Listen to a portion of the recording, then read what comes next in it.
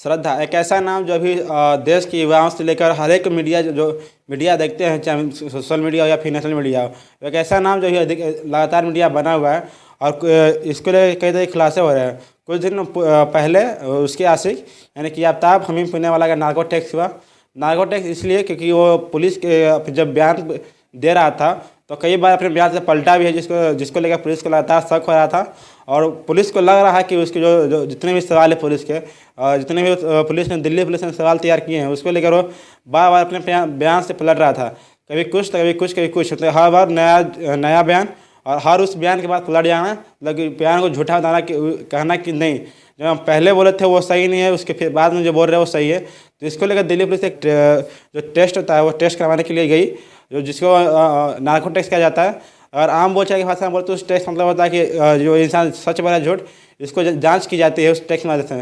उस टेस्ट की प्रक्रिया ऐसी होती है जो शुरू में उस व्यक्ति से कुछ वहाँ पर जितने भी अधिकारी होते हैं, चाहे वो जांच के अधिकारी हो, चाहे पुलिस के अधिकारी हो या फिर डॉक्टर हो, वहाँ पर उसे उसके शरीर में, जो कि आफ्ताब के शरीर में कई प्रकार के उपकरण लगाया गया था, और उसके उपकरण के माध्यम से उसको बॉडी को पढ़ने की जो सच बोलने की शक्ति है उसको वैसा किया जा रहा था, उसको उससे और ढकेला जा रहा था ताकि वो हर एक आंसर ताकि वो हर एक क्वेश्चन का सही और सटीक आंसर दे। क्या कि वो हर बार अपने बयान से जो पुलिस जो बयान कर रही थी, डायरेक्टली बैठा कर थाने में बैठा कर जब बयान ले रही थी पुलिस, जब सवाल पूछ रही थी, तो हर बार अपने सवाल से पलट रहा था। इसको लेकर नार्को टैक्स आने की जरूरत पड़ी है।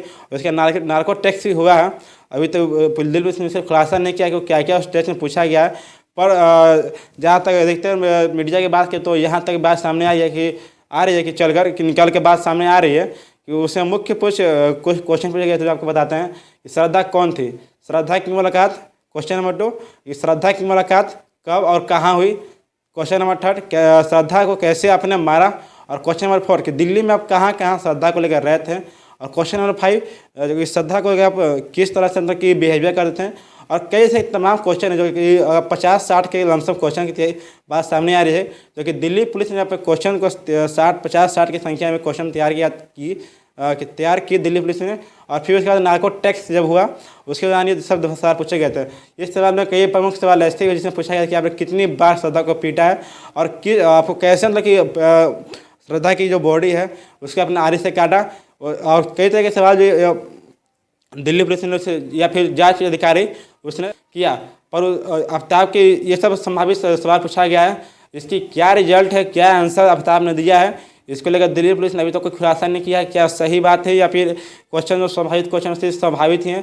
हालांकि ये क्वेश्चन कुछ बड़े जितने भी जानकार है इस फील्ड के, वो कह रहे हैं कि ये सब क्वेश्चन लाजमी है और ये सब क्वेश्चन ही इस बात को लेकर सच है या फिर गलत ही साबित कर सकता है। हालांकि इसमें कई तरह के सवाल थे जो पहले भी मीडिया में उठा चुकी है, पुलिस भी उससे लगातार कर चुकी है।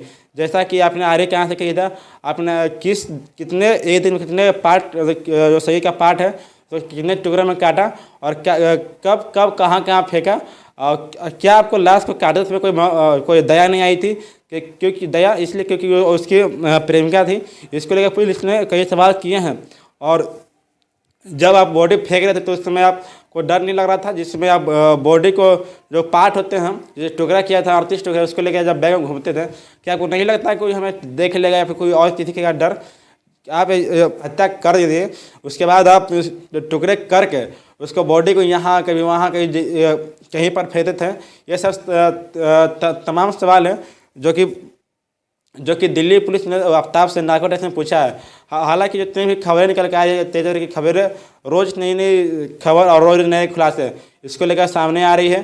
दिल्ली पुलिस नार्को टैक्स करवा चुकी है, पर अभी तक जितने भी उसके जो आंसर है वो निकल कर नहीं आया है। और श्रद्धा के मर्डर की गुत्थी फिर से एक बार जब उसको कोर्ट में पेश किया जाएगा तो फिर से वही जो जैसे उसने हत्या की थी और उसका नार्को टैक्स दोनों को मिलाकर कोर्ट में पेश किया जाएगा।